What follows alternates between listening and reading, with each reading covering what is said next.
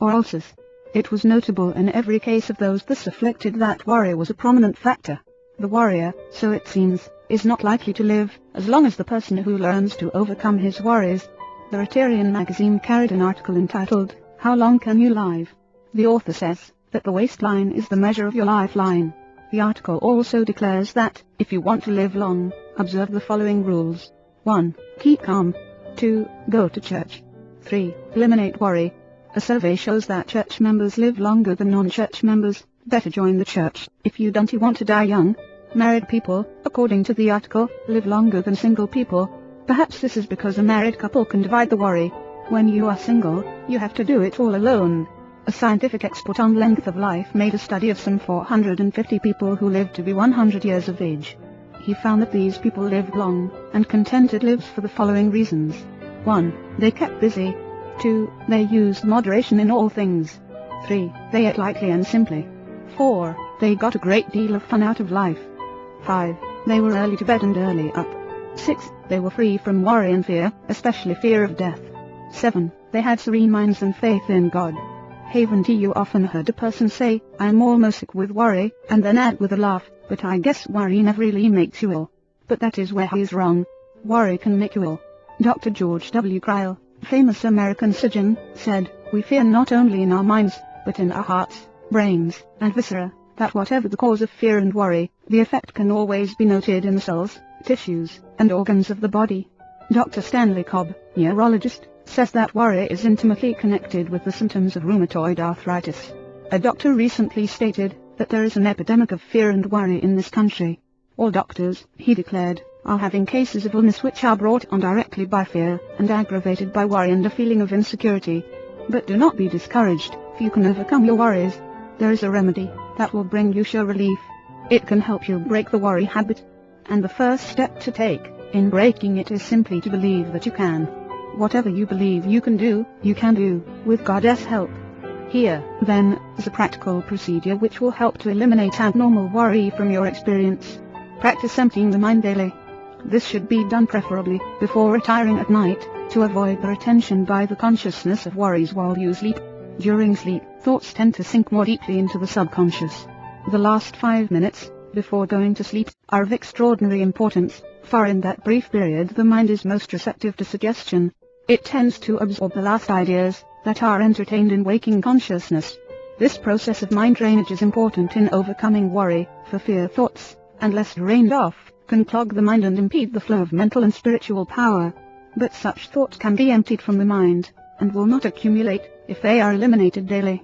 To drain them, utilize a process of creative imagination. Conceive of yourself as actually emptying your mind of all anxiety and fear. Picture all worry thoughts as flowing out as you would let water flow from a basin by removing the stopper. Repeat the following affirmation during this visualization. With God's help I am now emptying my mind of all anxiety, all fear, all sense of insecurity. Repeat this slowly 5 times, then add, I believe that my mind is now emptied of all anxiety, all fear, all sense of insecurity. Repeat that statement 5 times, meanwhile holding a mental picture of your mind as being emptied of these concepts. Then thank God for thus freeing you from fear. Then go to sleep. In starting the curative process, the foregoing method should be utilized in mid-morning and mid-afternoon as well as at bedtime. Go into some quiet place for 5 minutes for this purpose. Faithfully perform this process, and you will soon note beneficial results. The procedure may be further strengthened by imaginatively thinking of yourself as reaching into your mind, and one by one removing your worries. A small child possesses an imaginative skill superior to that of adults. A child responds to the game of kissing away a hurt or throwing away a fear. This simple process works for the child, because in its mind he believes that that is actually the end of it. The dramatic act is a fact for him, and so it proves to be the end of the matter. Visualize your fears as being drained out of your mind, and the visualization will in due course be actualized. Imagination is a source of fear, but imagination may also be the cure of fear. Imagineering is the use of mental images to build factual results, and it is an astonishingly effective procedure. Imagination is not simply the use of fancy.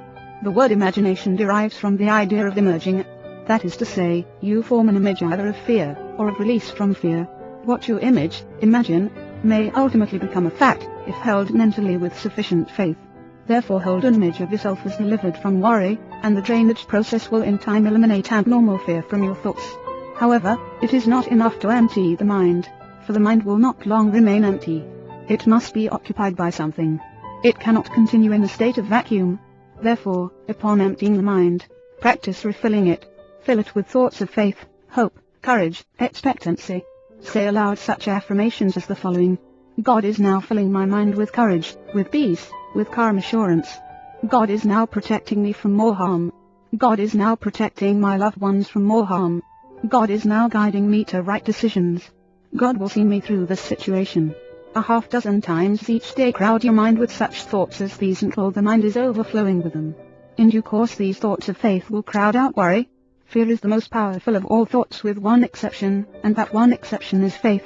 Faith can always overcome fear. Faith is the one power against which fear cannot stand. Day by day, as you fill your mind with faith, there will ultimately be no room left for fear. This is the one great fact that no one should forget. Master faith and you will automatically master fear. So the process is empty the mind, and cauterize it with Goddess grace. Then practice filling your mind with faith and you will break the worry habit.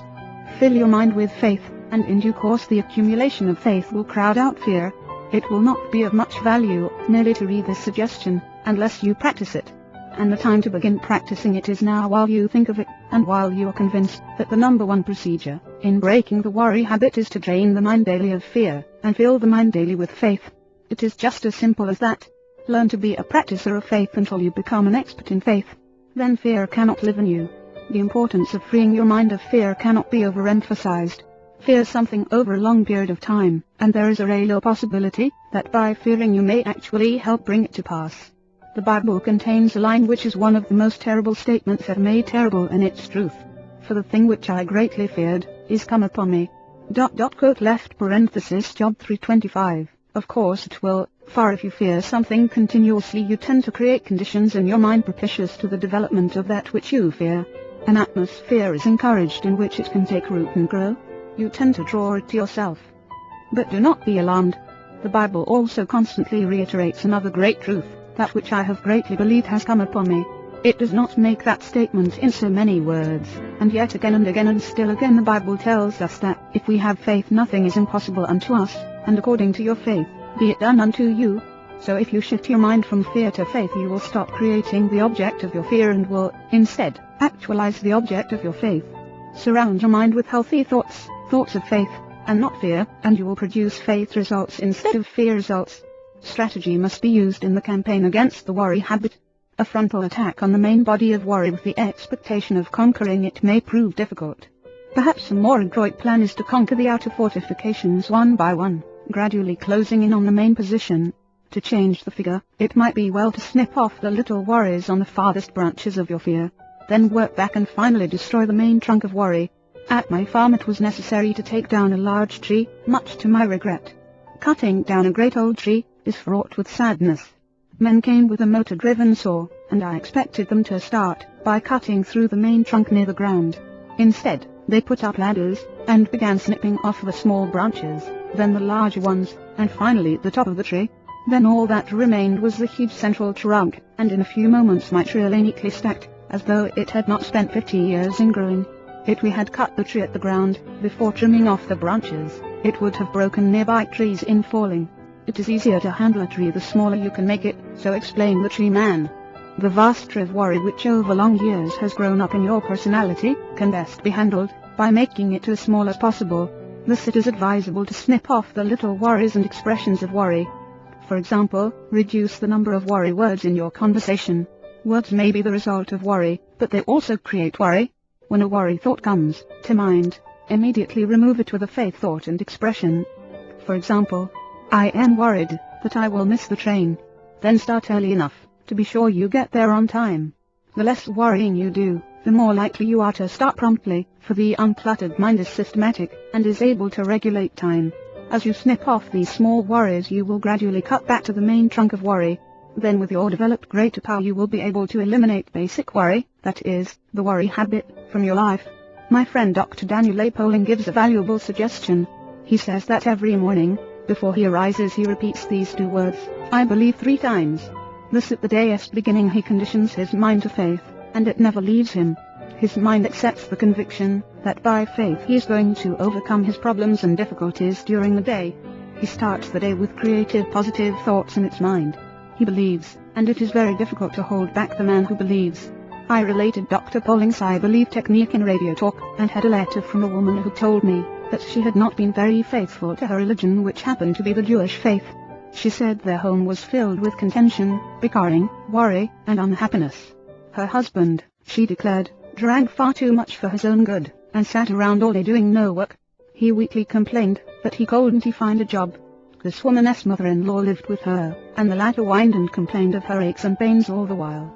This woman said that Dr. Pauling's method impressed her, and she decided to try it herself.